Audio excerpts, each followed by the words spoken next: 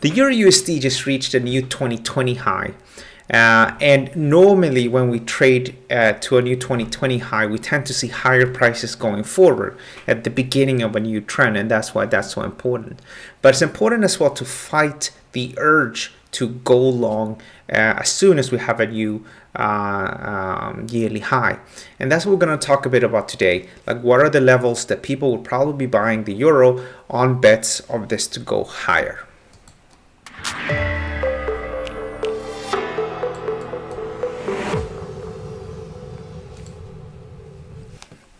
All right, so this is your euro versus the USD, and you see the actual trend started earlier than that.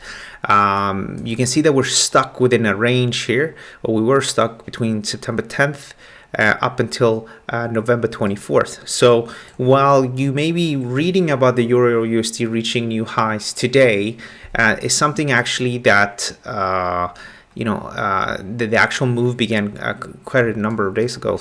In fact, myself, I did try to go long here, but I actually got stopped out. So I haven't been part of this move, but I did manage to buy euro yen, which did have an amazing little push yesterday. So I can't complain because I am pretty much bought here on 125, and we're right now 126.15. But if we focus back once again on the euro USD, so what's next then? Well, we can use the rectangle. So the rectangle is useful here. The difference between the maximum and the minimum gives us a target, and that target is of 122.12. So that's where we could potentially go.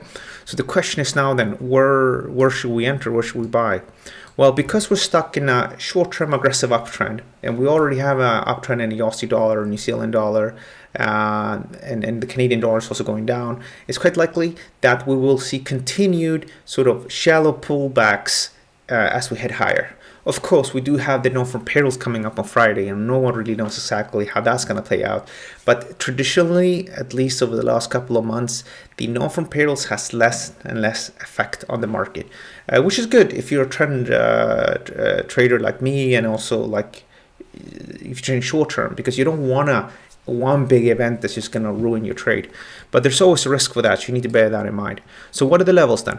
Well, you can see that the market is slowly creating higher and higher lows. So we want to continue to be bullish. And Fibonacci from the very low to the high suggests that these three levels are relevant. Now, I like to combine Fibonacci with traditional support and resistance. And we have this high here on November 30th from 2 p.m. that limited the price, and then we saw a sharp decline and then up again.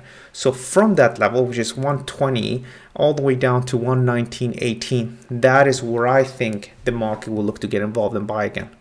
It doesn't mean, of course, that we can't just trade upwards, because we can always do that.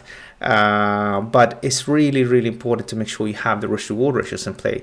Then it doesn't really matter if one individual trade works out or doesn't work out, because if you stick with good risk-reward ratios and you stick with the trend, then usually you will be okay. At least I have been a case in 2014. And of course, I have losses like everybody else. But since 2014, I'm a profitable trader.